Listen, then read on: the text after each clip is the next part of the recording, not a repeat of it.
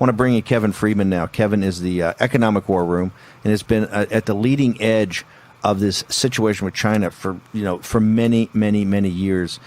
Kevin, first off, I want your response. Kudlow, and we'll play the clip next segment, Greg, but Kudlow talked today on, because there's some confusion. There's confusion overnight about this EO. It's a little different than it was last night. There's confusion about China. There's supposed to be a press briefing, but it was not on the official schedule. I don't know if it's on the official schedule yet. There's some debate about what's Kudlow reinforced on Squawk that something's going to happen, and it's going to either be sanctions or, he said the president's very angry. He's going to hold guys to account. Give us your assessment of Hong Kong and what you would recommend that the President of the United States do in the reaction to the Chinese Communist Party. Sure, Steve, and I appreciate the opportunity to share this.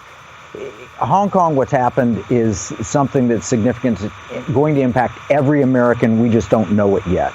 You mentioned we've talked about this for 10 years on my show, Economic War Room, as long as it's been on broadcast, in my blogs and everything else. The reality of it is the Chinese Communist Party is an evil empire. It's the new evil empire.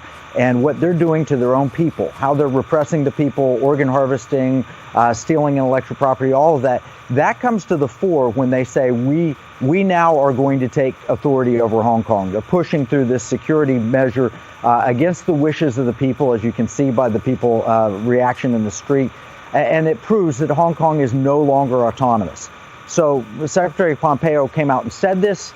It's an acknowledgement of fact. It's been a fact for a little bit, but now the president has the opportunity to really step in. And one of the measures that we've talked about at the Committee on the Present Danger, China, which is so significant, is we've been funding China to the tune of $3 trillion of our capital going into their stocks, companies, and so forth, many of which are outright frauds. We've funded them to $3 trillion debt and equity.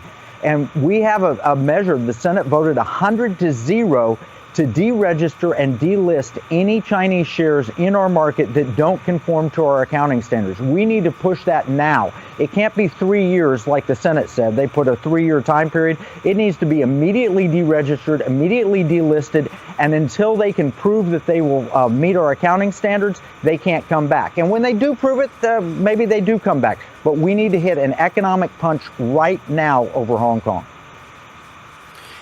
Kevin, we're gonna, if you can hold, and we want you over for the next session. So Kevin Freeman is going to hold. He's going to join us for the next one. He's going to talk about. He's actually got a very detailed battle plan, and that battle plan is going to be yours.